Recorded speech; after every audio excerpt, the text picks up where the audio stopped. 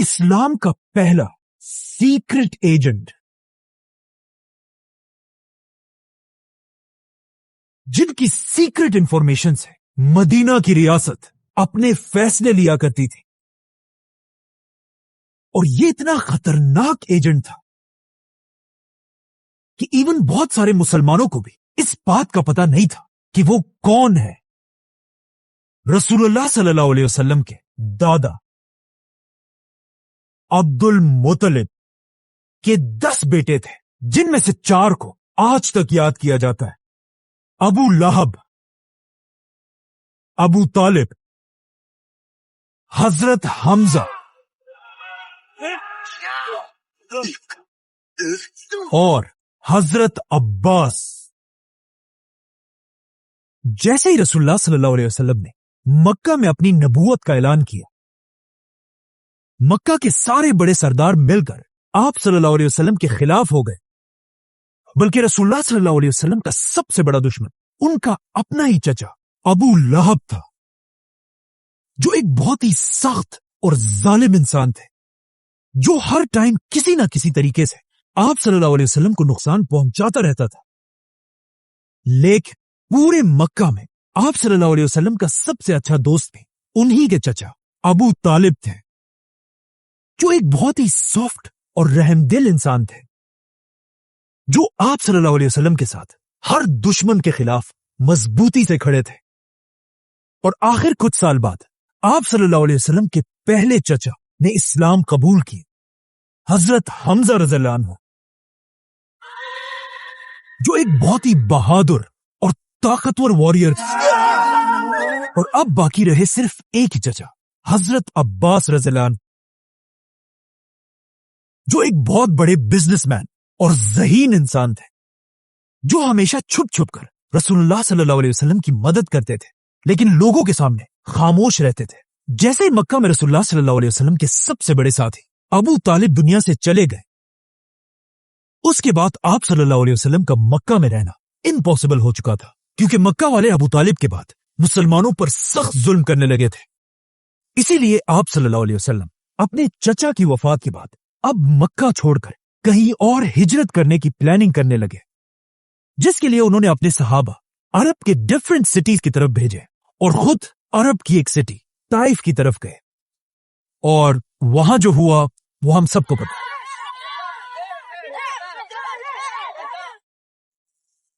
طائف کے واقعے کے بعد جب آپ صلی اللہ علیہ وسلم واپس مکہ آئے، اور مکہ والوں کو ایسا لگ رہا تھا کہ اب آپ صلی اللہ علیہ وسلم کے پاس کوئی بھی راستہ نہیں ہے،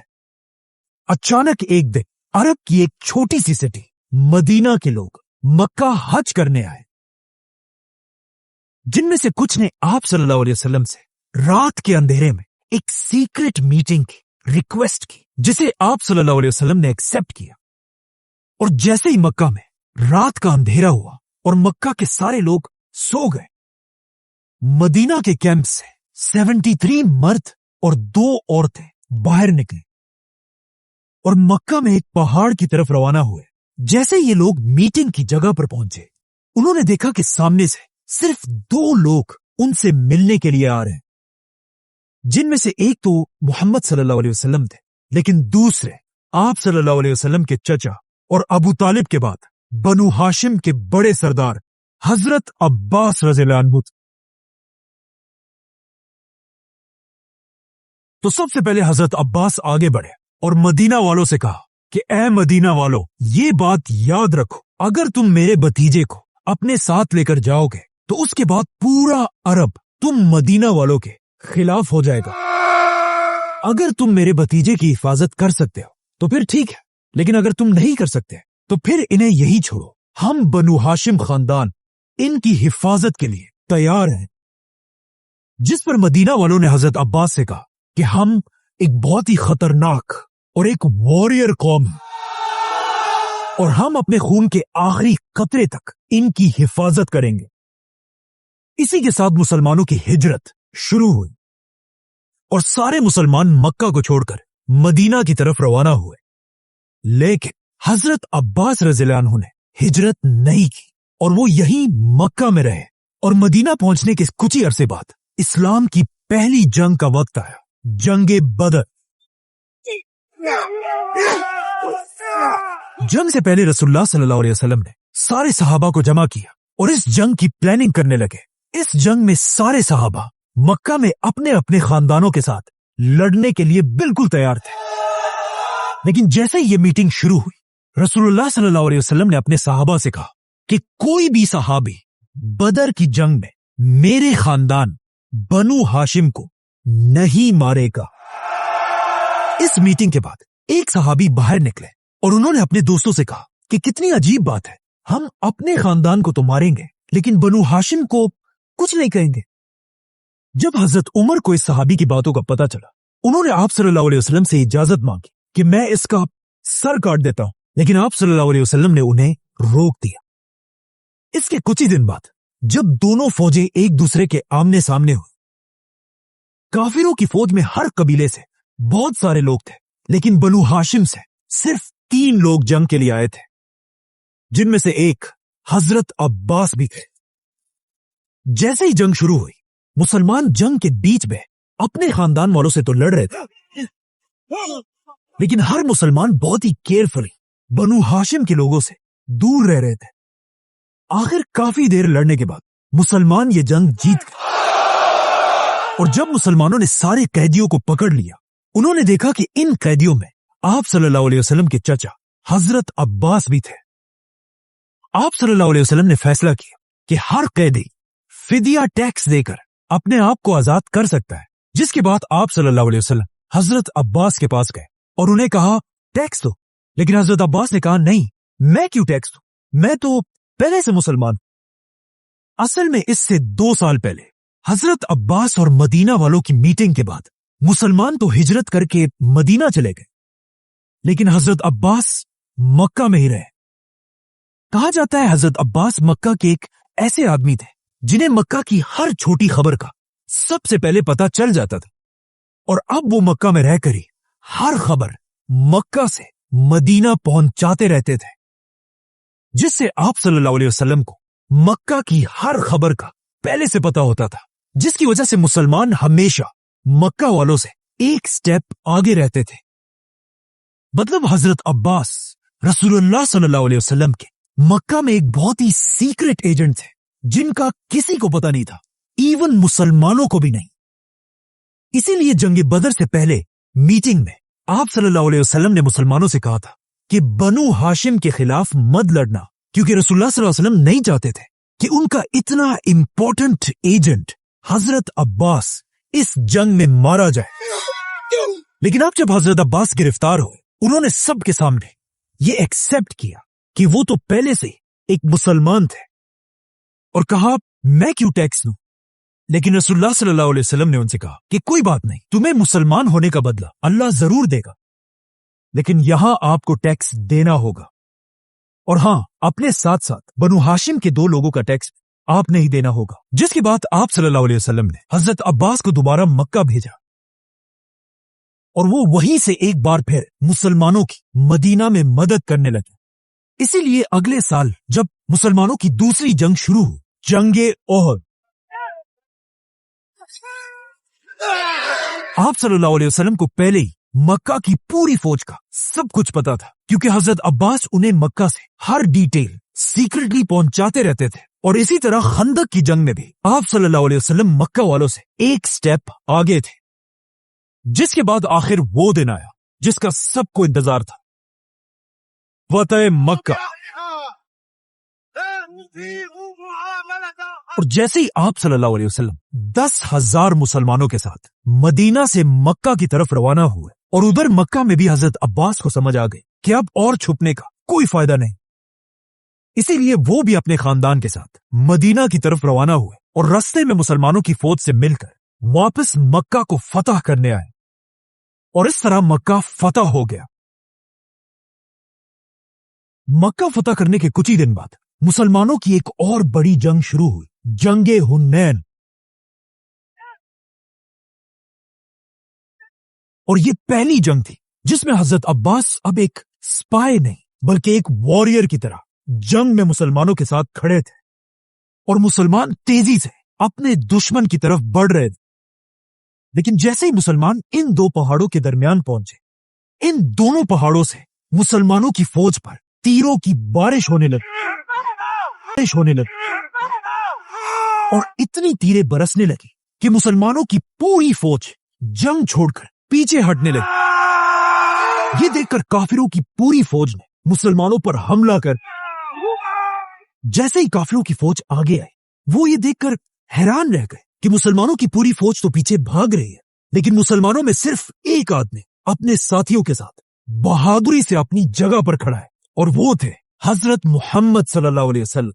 ये देखकर काफिरों की पूरी फौज ने सीधा रसूलुल्लाह सल्लल्लाहु अलैहि वसल्लम पर हमला कर दिया, लेकिन रसूलुल्लाह सल्लल्लाहु अलैहि वसल्लम भी पीछे हटने के बजाय दुश्मनों की तरफ आगे बढ़ने लगे। जैसे ही आप सल्लल्लाहु अलैहि वसल्लम आगे बढ़े, उनके चचा हजरत अब्बास ने उनके घोड़े की रस्सी पकड़ी ताकि आप सल्लल्लाहु अलैहि वसल्लम आगे ना बढ़ सके, लेकिन आप सल्लल्लाहु अलैहि वसल्लम अपने घोड़े से नीचे उतरे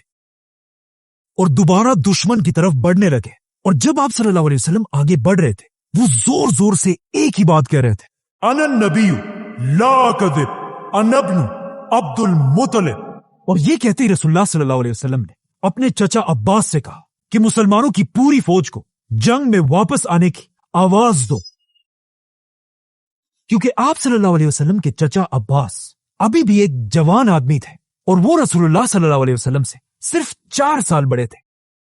हजरत अब्बास अपनी ऊंची आवाज से मुसलमानों को बुलाने लगे, तालू इलल मारिका, और कहने लगे कि ऐ मुसलमानों, अपने नबी को छोड़कर कहां जा रहे हैं? तालू इलल मारिका। इसके बाद हजरत अब्बास खुद कहते हैं कि मेरी आवाज मुसलमानों की फौज ने जैसे ही सुनी, सब ने अपने ऊंटों को उसी वक्त मोड़ दिए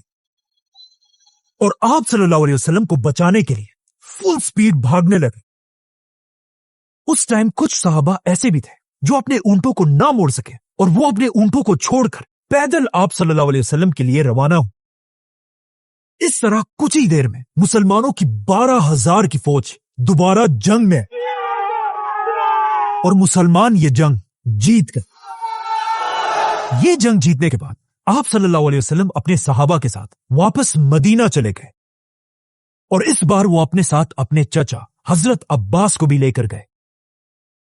उन्होंने अपनी मस्जिद नबवी के पास ही हजरत अब्बास के लिए एक घर बनवाया, बल्कि हजरत अब्बास के घर की छत पर आप सल्लल्लाहु अलैहि वसल्लम ने खुद अपने हाथों से पानी का पाइप लगवाया, जो बारिश का पानी निकालने के लिए था।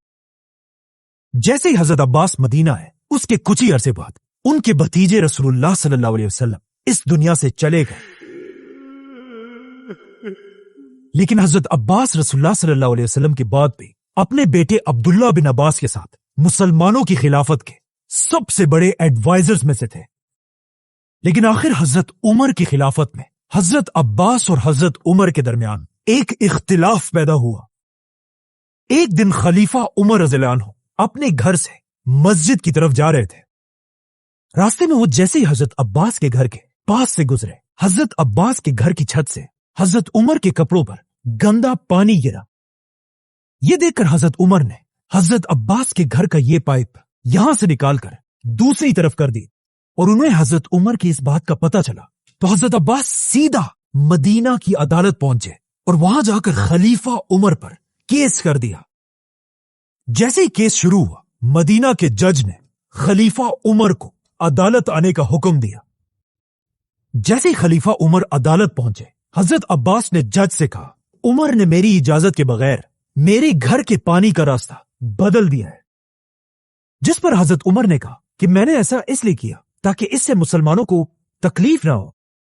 लेकिन हजरत अब्बास ने हजरत उमर को कहा कि यह पानी का रास्ता जो आपने बदला है, यह कोई आम रास्ता नहीं था। कि जब मैं बहुत साल मक्का में रहने के बाद पहली बार मुसलमानों के पास मदीना आया, तो यहां आप सल्लल्लाहु अलैहि वसल्लम ने मेरे लिए ये घर बनवाया, और फिर इस घर की छत पर अपने हाथों से पानी का यही रास्ता बनाया था जो आज आपने बदल दिया। ये सुनते ही ऑफ कोर्स हजरत उमर अपनी बात से पीछे हटे और हजरत अब्बास से ये केस हार गए, और सीधा हजरत अब्बास को लेकर उनके घर के पास पहुंचे और हजरत अब्बास को कहा, मेरे कंधों पर चढ़कर दोबारा इस पाइप को उसी तरह कर जिस तरह रसूलुल्लाह सल्लल्लाहु अलैहि वसल्लम ने लगाया था। लेकिन इसके कुछ ही साल बाद हजरत अब्बास ने यह घर खिलाफत के हवाले किया, और हजरत उमर ने मस्जिद नबवी के साइज को बढ़ाने के लिए इस घर और इसके आसपास सारे घरों को गिरा दिया। और आखिर तीसरे खलीफा हजरत उस्मान के दौर में हजरत अब्बास रज़ियल्लाहु अन्हु इस दुनिया से चले गए। कहा जाता है हजरत अब्बास के जनाजे में इतने लोग मदीना में जमा हुए कि मदीना के कब्रिस्तान में पांव रखने की जगह भी नहीं थी। और इस इतनी रश में भी लोग हजरत अब्बास से इतनी मोहब्बत करते थे कि हर कोई ये कोशिश कर रहा था कि वो किसी तरह हजरत अब्बास की कब्र तक पहुंच सके। यहां तक कि खलीफा उस्मान भी मुसलमानों की इसी रश में फंस गए थे, जिसके बाद हजरत उस्मान ने मुश्किलों से अपने आप को मुसलमानों की इस रश से बाहर निकाला। और जब हालात और भी ज्यादा बिगड़ गए, हजरत उस्मान ने मदीना की पुलिस को बुलवाया और उन्हें हुक्म दिया कि लोगों को हजरत अब्बास की कब्र से दूर कर और सिर्फ बनु हाशिम को हजरत अब्बास के पास रहने दो। और इस तरह रसूलुल्लाह सल्लल्लाहु अलैहि वसल्लम के चचा, इस्लाम के पहले सीक्रेट एजेंट और आने वाली अब्बासी खिलाफत के दादा हजरत अब्बास रज़ियल्लाहु अन्हु को मदीना में दफना दिया गया। हजरत अब्बास की वफात के बाद आहिस्ता आहिस्ता खिलाफत राशिदा दुनिया से खत्म हो गई और दुनिया में मुसलमानों की एक नई हुकूमत बनी, बनु उमैया की हुकूमत। और अगले कई सालों तक उन्होंने ही दुनिया पर राज किया। लेकिन ऑलमोस्ट 100 साल की हुकूमत के बाद हजरत अब्बास की नस्ल के ही कुछ लोगों ने बनु उमैया खानदान के खिलाफ बगावत कर दी और उनसे सारी हुकूमत छीन और दुनिया में एक नई खिलाफत बनाई, जिस खिलाफत का नाम उन्होंने अपने ही दादा हजरत अब्बास रज़ियल्लाहु अन्हु पर रखा। और इस खिलाफत का नाम था अब्बासी खिलाफत, जिन्होंने आते ही दुनिया में अपना नया कैपिटल बनाया, बगदाद।